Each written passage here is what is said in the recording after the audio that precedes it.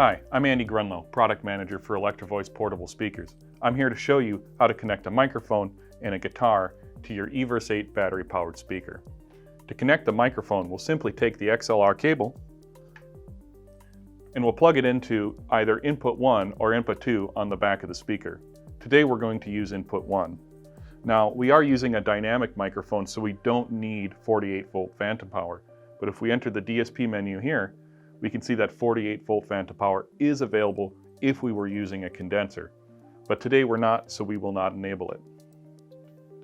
Now, before making my connection, I'll reduce the level just to make sure I don't get any unwanted clicks or pops coming through the system.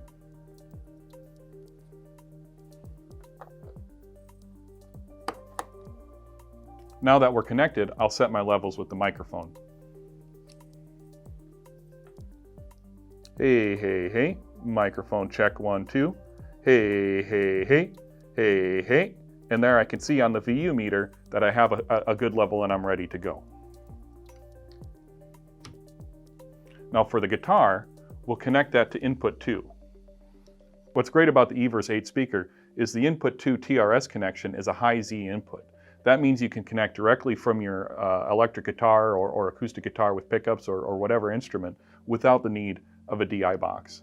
So we'll do the same thing again, and we'll reduce the input level just to make sure we don't get any unwanted noises through the system, and make our connection. Now that we're connected, I'll start setting my levels.